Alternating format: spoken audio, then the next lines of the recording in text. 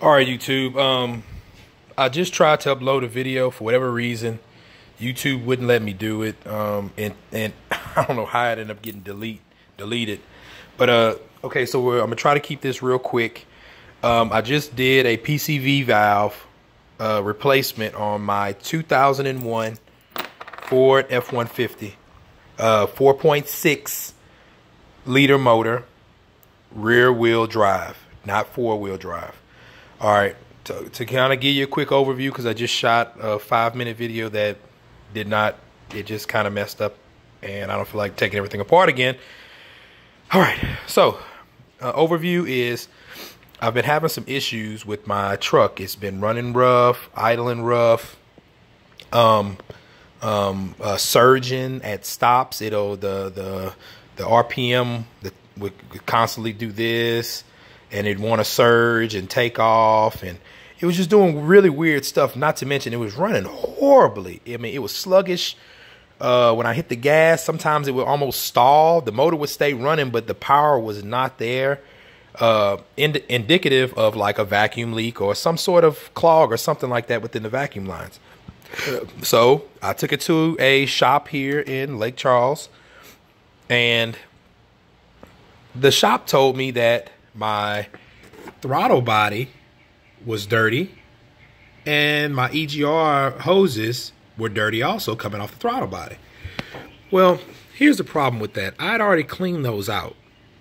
So that lets me know that all they did was hook it up to a computer and didn't do any real mechanic work by tracing lines and seeing what's really going on. They told me that all my spark plugs were fine. All my cylinders were firing great. Nothing was wrong with my spark plugs to make it run rough, which you would normally think that would be it. The EGR valve was already changed out by me, and a couple other things were already changed out. So the only thing I didn't change out was this little guy right here.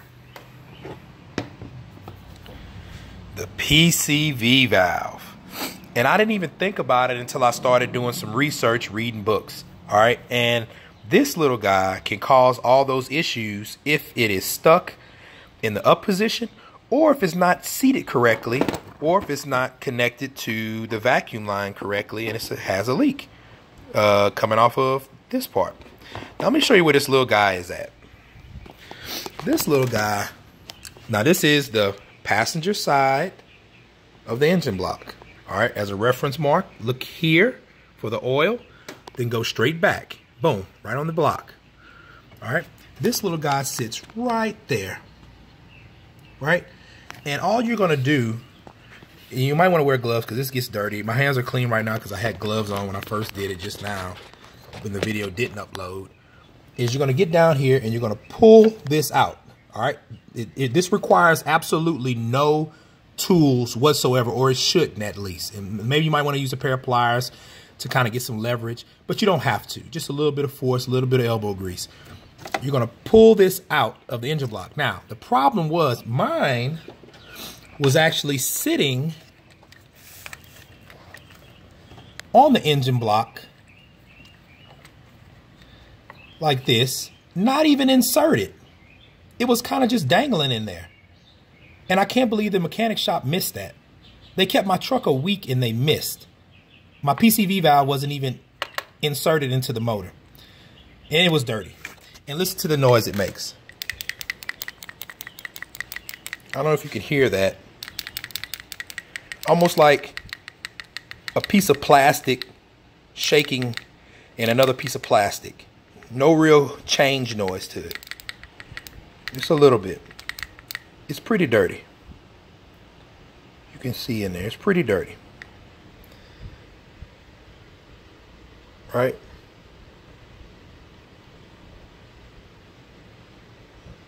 Pretty dirty. The new PCV valve, and I got some change because I already installed it. It should sound more of a change noise, like a clink, clink, clink, clink, like something clean metal on metal. That's how it should sound. Not like that. So you're going to take that out. It comes in two parts. It has the metal piece and it has this top portion.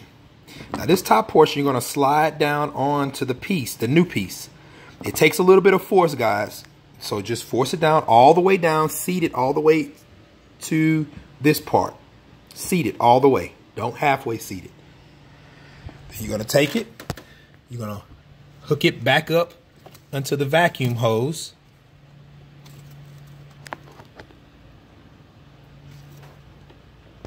You see that hose? You're going to hook it back into the vacuum hose. And then you're going to push it back down into the engine block once it's seated correctly into the vacuum hose. Vacuum line. Then you're going to push it all the way down. All the way down. It's going to be a little tough. Push it all the way down until it pops in place. All the way. You don't want any leaks. And then you're done. Then you go around and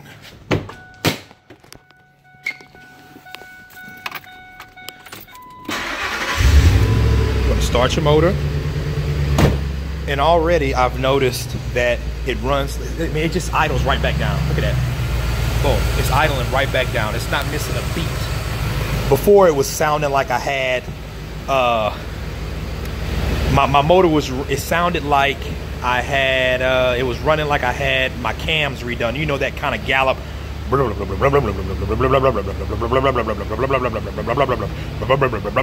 know, it was sounding like I had I sound like I put new cams in there when I didn't.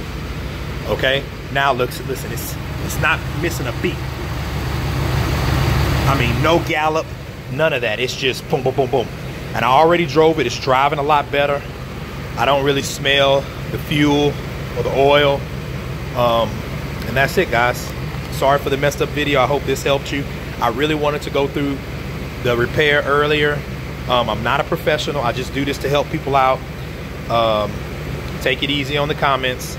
If you have any questions, please ask me. I try my best to answer people to the best of my knowledge. And my other video messed up, so this is what I had to upload. Thank you.